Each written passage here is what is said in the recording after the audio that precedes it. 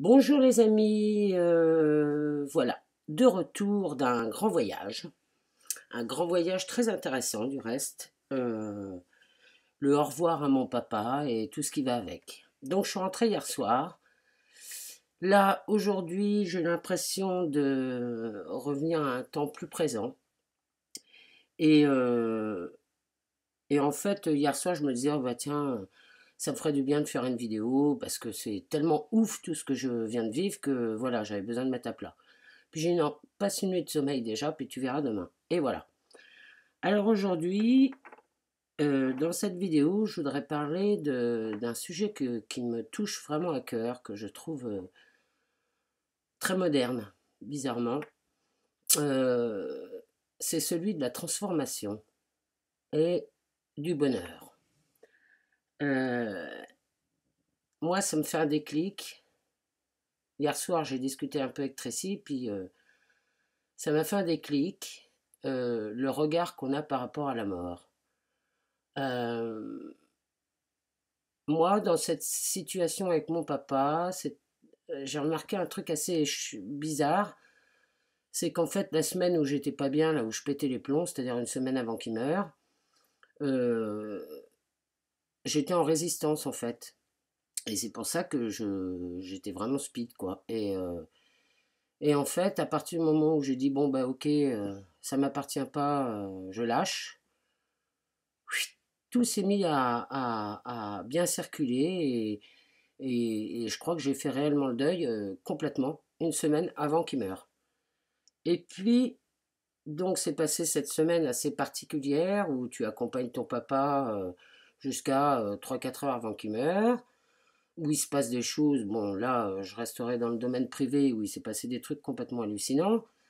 Euh, je crois que j'ai une telle intention intérieure et une telle attention à ce que je vis que j'ai pas fui une seule seconde et j'ai regardé vraiment tout ce que j'avais à vivre à travers cette initiation, presque à la limite. Et au moment de la cérémonie, de l'enterrement, on m'a confié, mes frangins et ma frangine m'ont confié le côté relationnel religieux. Donc aller voir le pseudo-curé qui était un laïc parce qu'il n'y avait pas assez de curés. Donc, j'ai rencontré un mec complètement malade, hein, il faut le dire, complètement halluciné, qui, je pense, rêvait de devenir curé du monde, probablement, et qui a été des plus désagréables. Et, euh, et sur le coup, moi j'étais super bien, hein, je veux dire, enfin super bien tant qu'on peut l'être, mais et quand j'ai rencontré ce mec-là, waouh, là, bon, j'avais qu'une envie, c'est de lui mettre ma main dans la figure. Je ne l'ai pas fait. J'ai réussi à fermer ma bouche et à observer le comportement humain complètement malade de ce type, hein.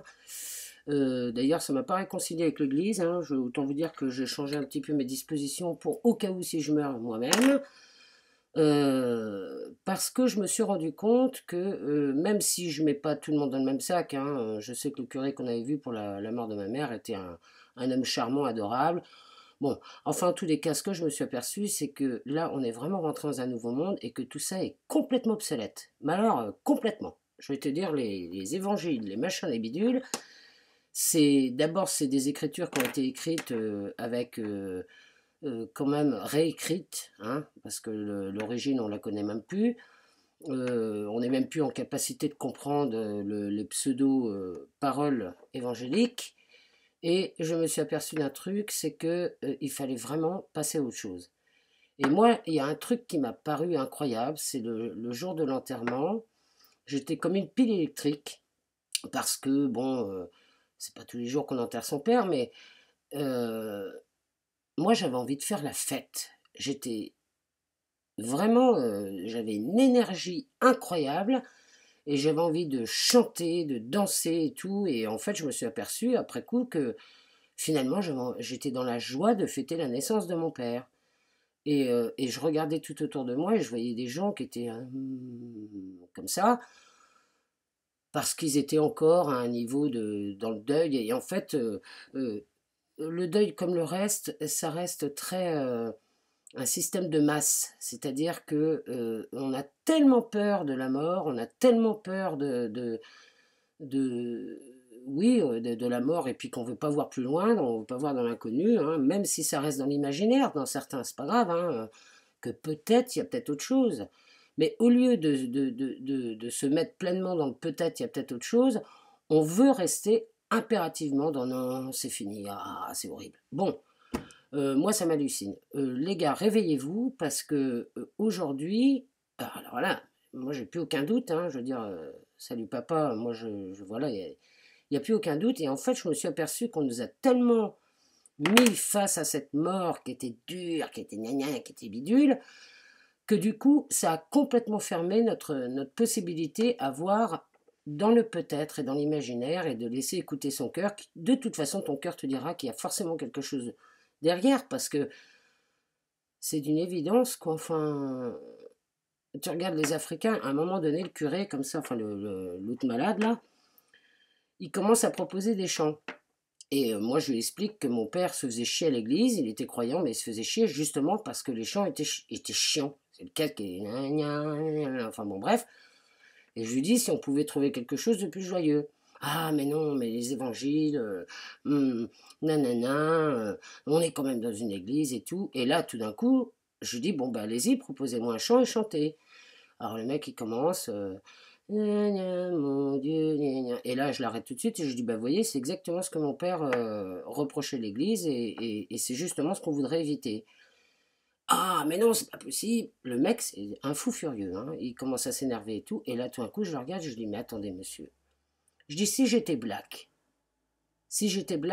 et que je voulais un gospel, par exemple, hein, un gospel qui envoie du steak, et je le regarde et je lui fais Glory, glory, alléluia, et j'attaque, il n'a même pas entendu, tellement il était ferme dans son truc. Et là, j'ai compris. Et là, je me suis dit, ok, là, vraiment, les gens s'enferment dans quelque chose qui est moribond. Bien sûr, la tristesse, bien sûr, le au revoir, ça c'est normal, quoi. Je veux dire, tu quittes quelqu'un, tu sais pas, donc c'est normal. Sauf que si tu ouvres ton cœur et que tu ouvres ce canal de l'imaginaire, qui n'est rien d'autre qu'un outil merveilleux pour pouvoir transformer les choses, bah, tu sais dans ton fort intérieur que si tu t'ouvres vraiment, tu peux entendre. Tu peux entendre. Tu peux entendre qu'il y a autre chose, et tu peux entendre, même si tu ne crois pas à autre chose, tu peux entendre la joie que tu as partagée avec la personne à qui tu dis au revoir. Et ces putains de trous du cul comme le laïc ou tous ces pseudo-machins et compagnie sont totalement fermés. C'est juste surréaliste, hein. Je veux dire, normalement, l'acte religieux, c'est justement de dire au revoir et bonjour dans ta nouvelle naissance, hein, dans toutes les religions, hein. Je veux dire, ça c'est...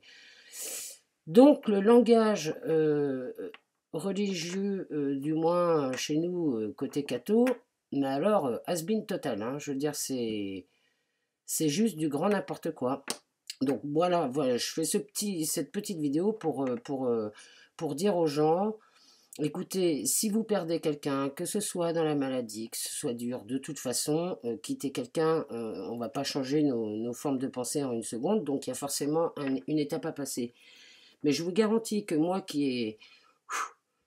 J'étais là, hein, j'ai observé tout ça, j'ai observé ce que ça me faisait en moi, j'ai été franche avec moi-même, en marquant mes limites, hein, comme la première semaine, la dernière semaine, je veux dire, où j'ai dit non, stop, moi j'arrête là, ça ne me concerne plus, hein, c'est plus mon voyage.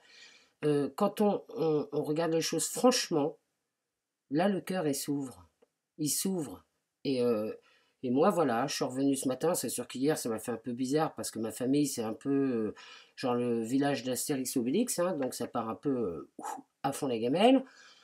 Mais aujourd'hui ce matin je me sens mais hyper sereine, moi. Fatiguée mais hyper sereine parce que je ne ressens plus rien, c'est-à-dire que la page est tournée, tout est parfait, mon père est quelque part en train de continuer à vivre son chemin. Je sais que je peux le connecter, il est dans mon cœur, c'est du vivant, quoi. Il n'y a pas de souci là-dessus, et que du coup, mais la mort, c'est pas affreux du tout. La mort, c'est une transformation. Et je vais vous dire qu'avec les enfermements de comme ça, mais putain, on lui fout du poids au cul à la personne qui s'en va, quoi. Donc, putain, mais laissons-le voler, quoi. Je veux dire, c'est.